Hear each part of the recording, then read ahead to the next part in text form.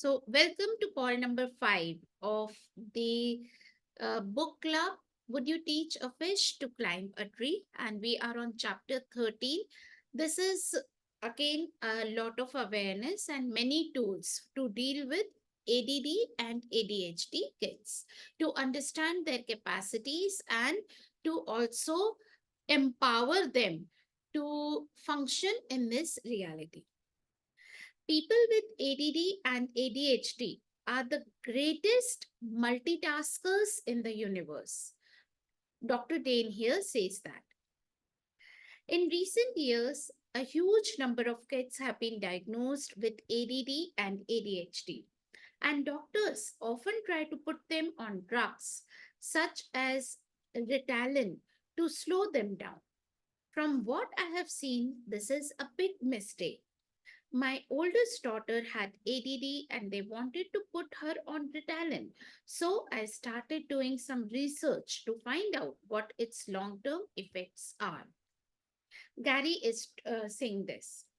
Ritalin is a nervous system stimulant and it acts differently on different kids. It makes some kids more impulsive, which may explain why a noticeably large percentage of the boys and a smaller percentage of the girls who are put on it engage in criminal behavior as they get older. In some states, the question, are you on Ritalin, has been added to routine police reports involving juveniles. Other kids' nervous systems are overwhelmed by Ritalin and it makes them into nice, well behaved zombies. And says, a mother of a boy now in his 20s told me that he was diagnosed with ADHD when he was a child. She said, I fought a family of doctors to keep him away from Ritalin and the low sugar diet. I just knew he was different and a lot more aware than other kids. Today, he is on his way to joining the London School of Economics for his master's degree in subjects that are not run of the mill stuff. In addition to that, he writes music, film scripts, and short stories, and he is a wonderful, warm, and aware being.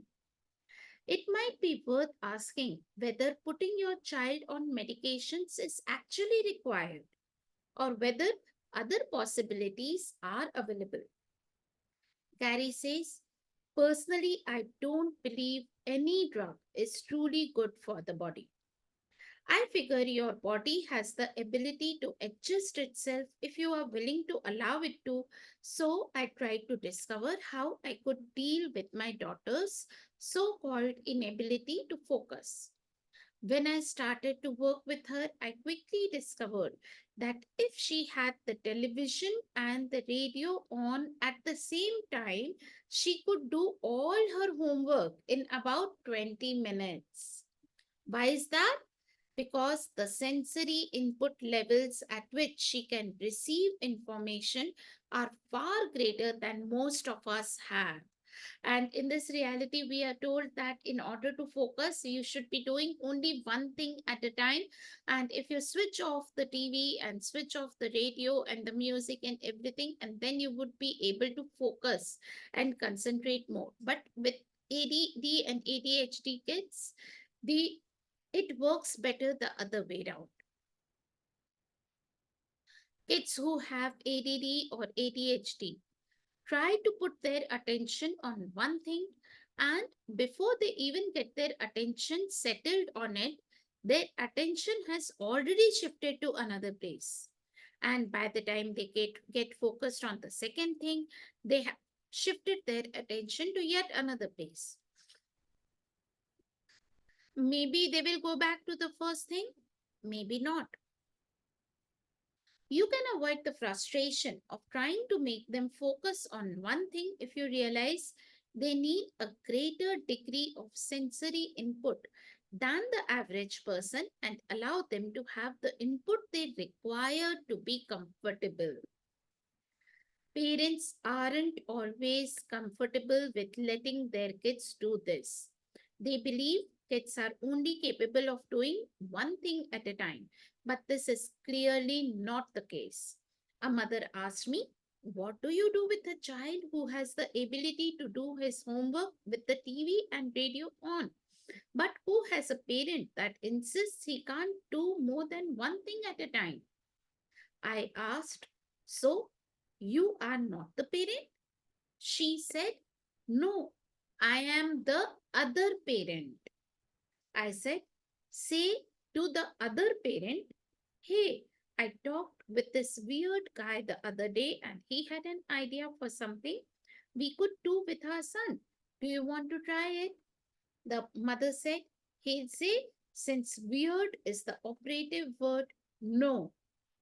Isn't there something I can say to him that would make him stop having a fixed point of view?"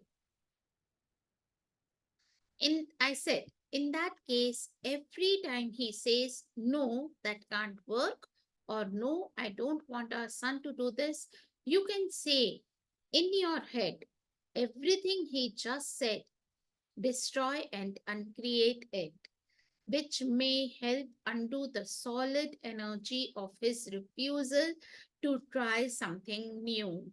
So every time someone says that they reject your decision, suggestion, they have closed down their receiving. They have their barriers up. You can just quietly, without saying it aloud in your head, you can say everything they are doing to stop me. They are doing to refuse and reject my suggestions. They are not willing to, everything that they are saying as judgments, I now destroy and uncreate it. And you will see that their receiving would gradually open up with you. Then I said, "You can probably get your son to do his homework before his dad gets home. If you say, if you will do your homework immediately after school, I'll let you watch TV and listen to the radio while you do it." So, manipulation. Before the other parent returns home, before the father returns home, the child has already done his homework with the TV and radio and everything on. Dane says, "People with ADD and ADHD are the greatest multitaskers in the universe.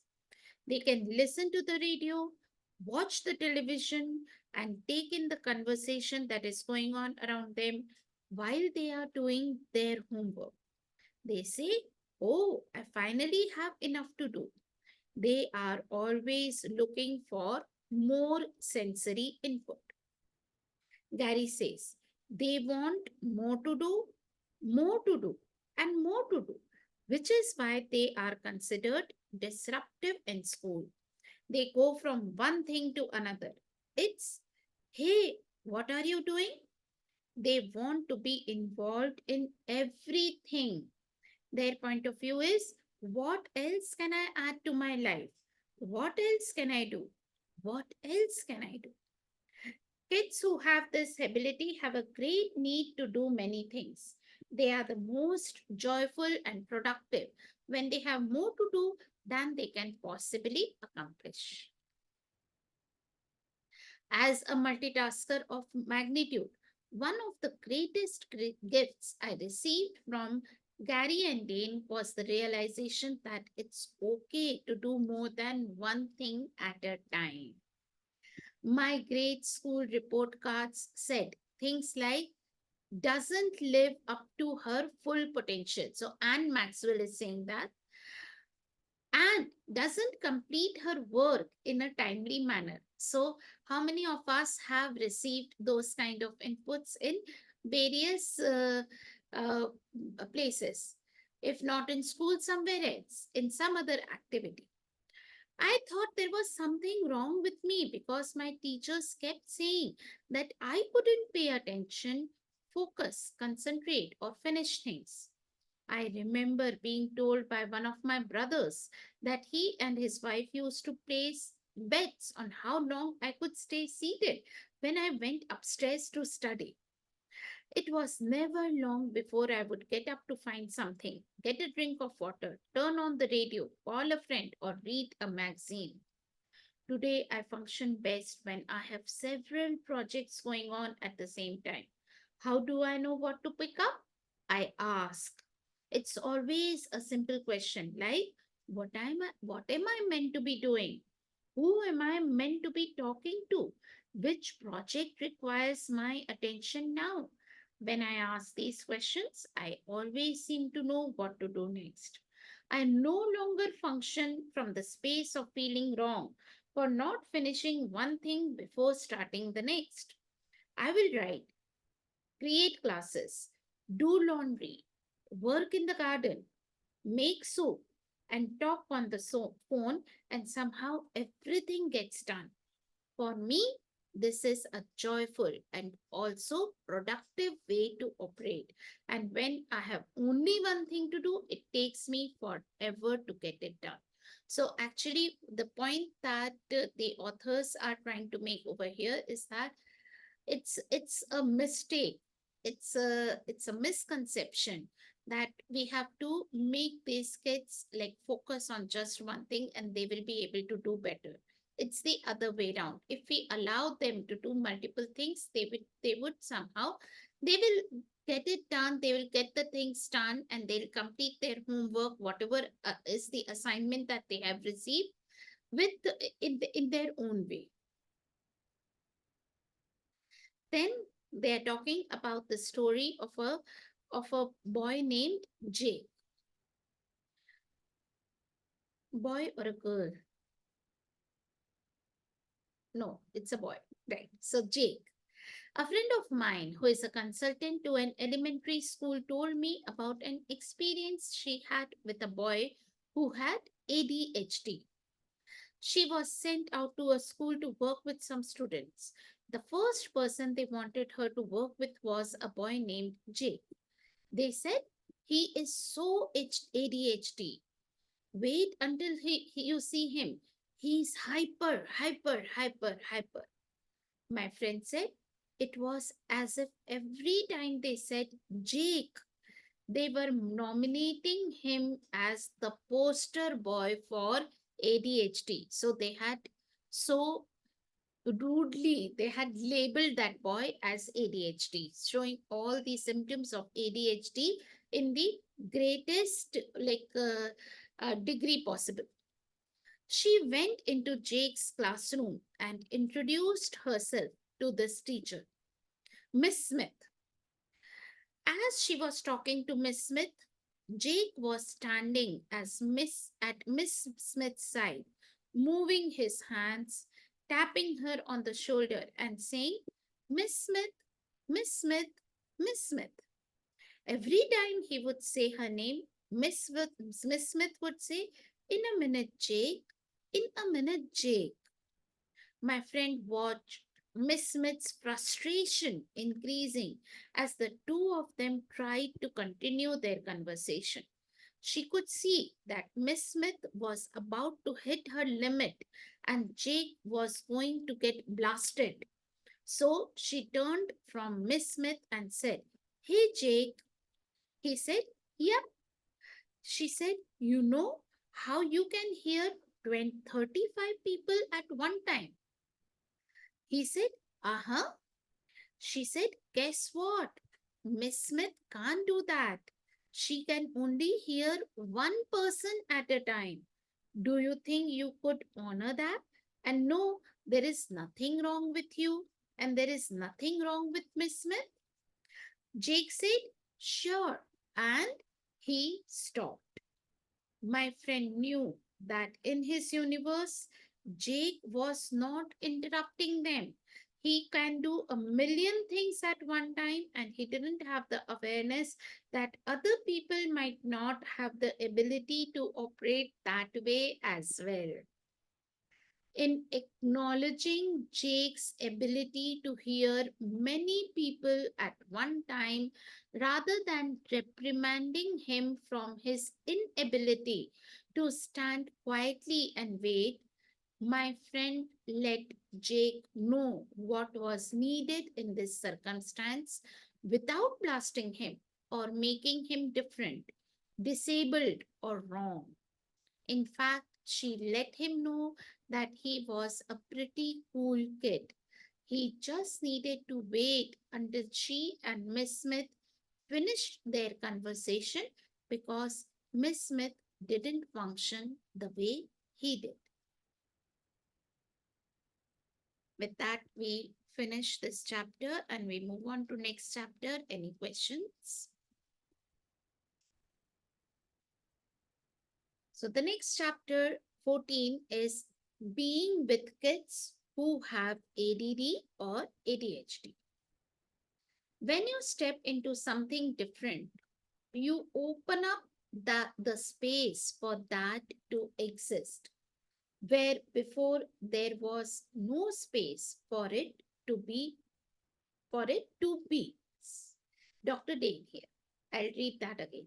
When you step into something different, you open up the space for that to exist, where before there was no space for it to be. Anne says, in the previous chapter, we talked about ADD and ADHD as a gift, and they certainly can be that. We also recognize that ADD and ADHD can be a challenge for kids, parents, and teachers. As kids with ADD and ADHD can seem driven or frantic, and some have a tendency to erupt. It is easy to become frustrated with them. Sometimes they appear to be so scattered, distracted, and unfocused. Parents and teachers want them to pay attention to something, complete a task, or sit quietly, and their attention goes all over the place. They want to be involved in everything. It can be downright exasperating. A friend who is a member of the special education staff at an elementary school told me the following story about a boy she called Joey who had been labeled with ADHD. It is one of my favorite stories as it illustrates the gift of awareness that is part of ADD and ADHD, as well the challenges parents and educators face in dealing with kids whose attention seems to be drawn in so many different directions. My friend had been asked to do an evaluation of Joey. So the two of them went to a quiet place on the school grounds and sat together as she gathered information for the evaluation. She was aware that he was listening to her and was willing to participate in the tasks at hand. However, despite his willingness to engage with her, he would often turn his head to look at something, or his eyes would dart in one direction or another. In a classroom, this could have been interpreted as distractibility or a lack of attention. The teacher might have concluded, oh, he is not listening to me. However, my friend knew it was not lack of attention. She could see that he was aware of and being pulled by an energy. She asked him, hey, what's up? What is that? To which he replied, oh, that kid is walking. As he said that, she became aware of kids walking in the hallway on the other side of the campus.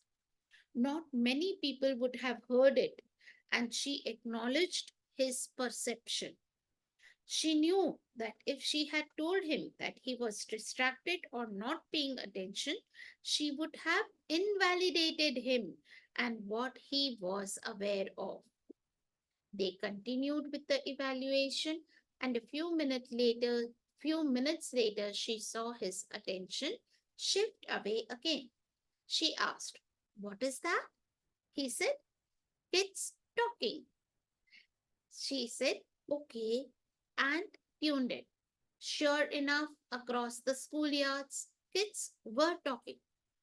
A short while later, his eyes darted towards the sky. She asked, "What's happening?" He replied, "An airplane." She thought to herself, "Oh, that's interesting. There's no airplane." Then a minute later, she heard the plane. He was aware of it before it was audible or visible to her. He had perceived the energy of it coming.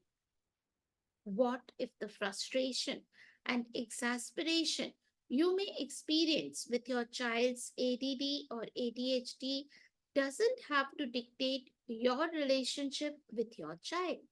What if it doesn't have to define your relationship? What if there is a way to acknowledge and appreciate your child's abilities, even in the midst of his or her scattered or unfocused behavior? And what if there are some things you can do that will actually assist your child with ADD or ADHD? ADD and ADHD, what is the difference? Prior to 1994, the only difference between ADD and ADHD was the H, which stands for hyperactivity. ADD or attention deficit disorder describe the symptoms dealing with inattention. ADHD or attention deficit hyperactivity disorder described those symptoms as well as hyperactivity and impulsivity. Then in 1994, ADD was dropped as a diagnosis by the medical community and ADHD was given three subcategories. One, predominantly inattentive, the old ADD. Two, predominantly hyperactive or impulsive. And three, the combined type. Although that was the official change, today many people still refer to ADD to describe inattention. So now the next topic is very interesting and it gives a lot of energetical insight about what's happening with the ADD and ADHD kids. Implants. One of the things Carrie and Dane have discovered is that implants are responsible for many of the difficulties connected with ADD and ADHD. Most people are familiar with the idea of dental implants or breast implants, which are about implanting substances into the physical body. We are not talking about those kinds of implants here, though. We are referring to energetic implants. For example, a song that repeats itself over and over in your head is an implant. When someone like a parent, a teacher, or a friend tells you something is true that really isn't true, and you believe it or keep replaying it, that is an implant. Something you do by habit, like twisting your hair, is an implant. There is no awareness in it. The song, the false statement, or the habit has been implanted into your universe and it keeps repeating itself over and over again. Oftentimes, implants also include thoughts, feelings, and emotions that have been inserted into your universe. For example, if you were repeatedly told as a child by a parent that you were stupid and you were labeled with a learning disability, you would believe that it was true. The judgment, "you are stupid," would become an implant in your universe. I have a friend now in his 40s who is brilliant. He has created a multi-millionaire $1 million business. and he is on the cutting edge of his field. He confided in me recently that he spent his secondary education years in special education classrooms because he had been branded as learning disabled. His response to the shame and degradation to which he was subjected was to act out, and he gave his parents and teachers a run for their money. He was told he could never be accepted into college because he was slow and not a good learner. It was not true. As I said, he is brilliant. Is he different? Yes. Does he think like others too? No. Unfortunately, like many X-Men kids, he had no tools he could use to cope with the craziness that was his life, and he spent many years drinking, trying to numb himself to the awareness he had, which just validated the judgment that he was stupid and dumb, and that people in his life could never see his brilliance and could not acknowledge what was true. My friend no longer drinks. Yet, in spite of the success of his business, he still fights the demons of being stupid and not good enough. So, all the lies that he bought as a child, that he was stupid and not good enough, that still are with him as the demons. Sadly, mental illness and addiction are ways many X-Men cope with no one getting who they are, with not being acknowledged, and with being made to feel wrong and judged. Gary says an implant creates a particular kind of vibration within us. It becomes something that impacts us and holds us. It has some sway over us in our life. The energetic implants related to ADD and ADHD are more potent and overwhelming than the examples given above, and for the most part took place before this lifetime.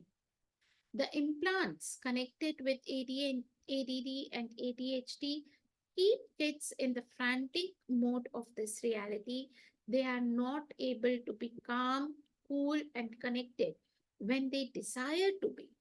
So they may be extremely active and always on the go physically, as if they are driven by a motor, or they may be so flooded with data and information they can't concentrate on much of anything or both.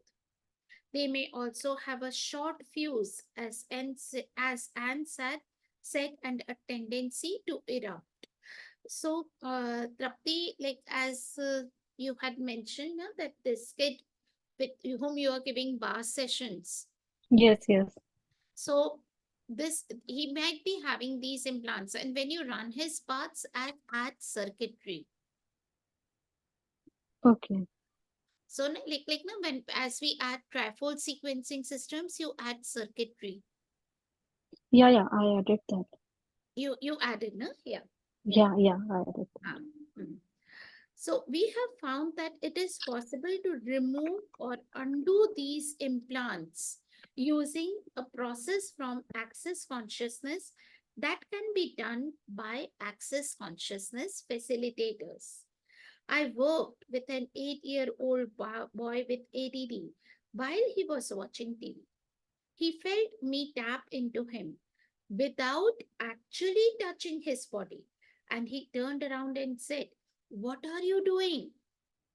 I said, "Just clearing some stuff that is making your life difficult." He said, "Oh," and went back to watching TV. He could feel me every time I touched into him and ran another set of implants. In a few minutes, I ran all the implants off. The next day, his mother called me, hysterical. "Put them back in place. He has been outside all day long. cutting a refrigerator box into a house. I liked it better when he hung on my shirt tails all the time, wanting my attention. He was my baby. You have taken away him being my baby. I said, sorry, honey, I can't do that. I can't put them back in place. Once they are gone, they are gone. You would better get used to him the way he is, taking on other people's energy. These kids are physically aware. So, in addition to the implants, a lot of the so called hyperactivity they exhibit has to do with taking on everybody else's energy as well as their own, and in a calm situation, they can be different. Kids with ADHD have a propensity to pick up the angst and worry of people around them. They are likely to have a parent or a step parent who is a worrier. So they have a tendency to perceive this angst and worry dynamically. And says, I recently did a session with a 7-year-old boy and his dad. The dad's wife, the boy's stepmom, had recently left them. Since then, the boy had been having outbursts at school and at home. In the session, he could not sit still. He was in constant motion, often sitting upside down in the chair with his head close to the ground and his feet in the air. His dad started to reprimand him, saying, Betty, you need to sit up and listen. I quickly said, actually, he is really listening and participating in our conversation, and it is fine with me if he is not sitting still. Many people think it is a sign of disrespect for someone not to sit still, focus, and pay attention. What I saw was that the topic of our conversation was typical for the boy and his dad, and Petty was coping in the best way he knew how. They were talking about their relationship and what life had been like since the boy's stepmom had left. It was a conversation they had not been able to have before. As they talked about the changes that had occurred in their family, Dad became more peaceful, and as he did, Betty also settled down. He was still wiggly, but he was much calmer. If I had focused on his behaviors, none of that would have been possible. Dad would have become increasingly upset at not being able to control his son, and Betty would have become even more hyper. In my view, Dad's acknowledgement of the changes going on in their lives was a key factor in shifting them both into a completely different space. Acknowledgement is magic, it validates our awareness. There are also a number of tools given throughout the book that can be lifesavers when kids are picking up other people's energy, worry, emotion, thoughts, and feelings. Among my, go fav- Among my go-to favorites are, whose perception is this? Who does this belong to? Return to sender. Who are you doing this for? Physical activity. In addition to encouraging parents to allow their kids to multitask when they do their homework and to use access consciousness tools and processings, I also stress the importance of physical activity, whether it's in the classroom, during recess, or after school. It helps all kids release their energy and sit calmly in the classroom for longer periods of time.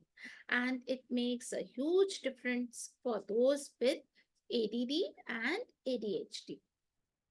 Dane says, get their bodies moving, even if it is just walking around the block a few times. I will go jogging or I will go swimming or I will go do push ups, or I will lie on one of those roller things and roll out my muscles. All of those. And when I get up, I feel so much better. And says the parents of a very bright 6-year-old boy who is on the mild or moderate end of autism spectrum and who has also been diagnosed with ADHD purchased a trampoline and set it up in their backyard. They report that there is a huge difference in their son's behavior when he plays on the trampoline regularly. He has fewer edges when he has regular time on the trampoline. The mother of a 7-year-old girl with ADD reports a similar easing of symptoms when the girl swims regularly.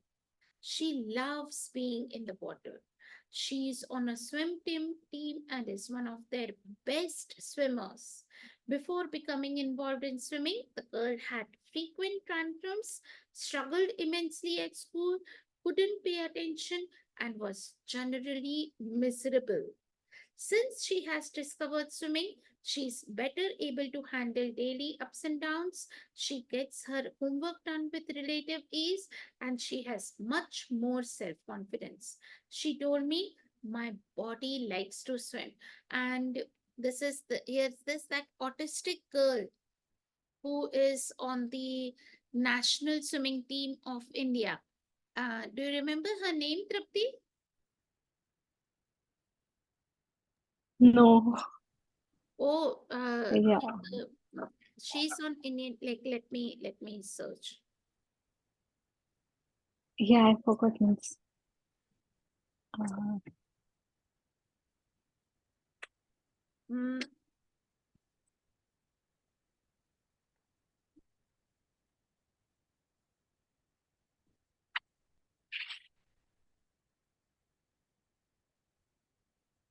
GRI.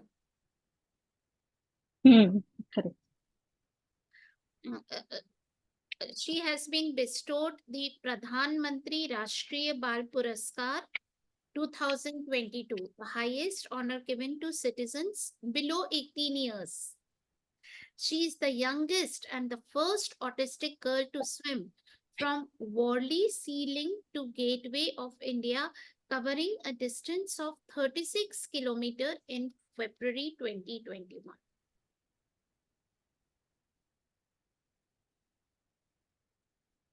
GRI. So we have beautiful examples out there. Kids who have ADD or ADHD do much better when they are able to be outdoors, spend time with animals, and run around and play. It is expansive for them. Their bodies love it. They don't do well when they are cooped up in small spaces. They need to be given permission to be on the move. Questions to ask yourself.